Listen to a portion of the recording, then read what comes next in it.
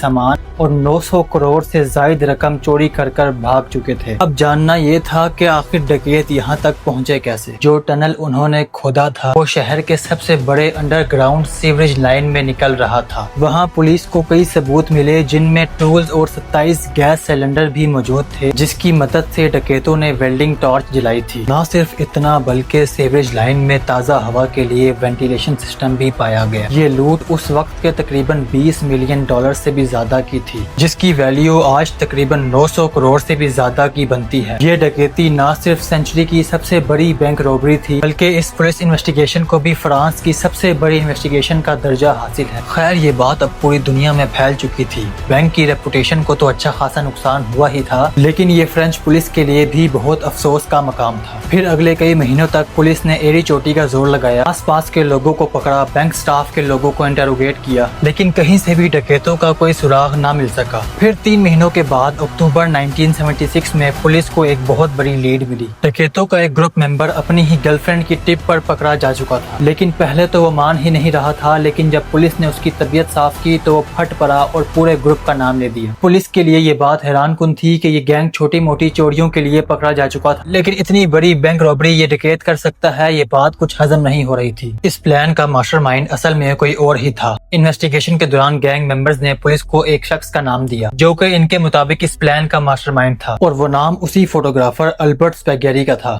और जब पुलिस ने इसको गिरफ्तार किया तो ये कहीं से भी क्रिमिनल नहीं लग रहा था। सिंपल ड्रेसिंग, सिंपल लाइफस्टाइल और शहर के आउटस्कर्ट्स में एक नॉर्मल से घर में रहता था। इसके आस पड़ोस से जब इन्वेस्टिगेशन की गई तो उन्होंने बताया कि अल्बर्ट एक सीधा साधा फोटोग्राफर है जो अपने काम से काम रखता है। अल्बर्ट ने पुलिस के सामने कन्फेशन किया कि बैंक रॉबरी का मास्टरमाइंड वही है, और यहाँ पुलिस के लिए ये केस अब तकरीबन क्लोज हो चुका था। लेकिन ये तो सिर्फ एक शुरुआत थी। अल्बर्ट का कहना था कि पहले उसने इसी बैंक में एक लॉकर लिया था और इसी बहाने वो वॉल्ट में जाकर सारी चीजों की पिक्चर्स लिया करता था। उसने सबसे पहले अपने ही लॉकर में एक अलार्म क्लॉक रखा, उसमें रात के वक्त का अलार्म सेट किया। अलार्म बजने से भी कोई अलर्ट नहीं हुआ और ना ही कोई सिक्योरिटी अलार्म बजा, तो उसको कंफर्म हो गया कि वॉल्ट के अंदर कोई सिक्योरिटी सिस्टम नहीं लगा हुआ। फिर वो इंजीनियर का भेस बदलकर सिटी गवर्नमेंट के ऑफिस गया और शहर का नक्शा निकलवाया। इस मैप को देखकर बैंक से सीवरेज लाइन कहाँ और कितने फासले पर मौजूद है इस चीज का अंदाजा लगाया। फिर उसने कैलकुलेशंस की और वो इस नतीजे पे पहुंचा कि करीबी सीवरेज लाइन से 26 फुट का टनल खोदकर वो बैंक के वॉल्ट के अंदर पहुंच सकता है। अब इस काम के लिए बहुत मेहनत की जरूरत थी, लिहाजा अल्बर्ट ने शहर के एक गैंगस्टर से कांटेक्ट किया और फिर उसको सारा प्लान बताया, और उस गैंगस्टर ने अपने आदमियों को इस काम पर लगा दिया। टनल को खोदने में तकरीबन 2 महीने लग गए, क्योंकि ये काम बगैर मशीनरी के किया जा रहा था और इस काम को रात के वक्त करना बहुत जरूरी था, जिस वक्त बैंक में कोई भी मौजूद नहीं।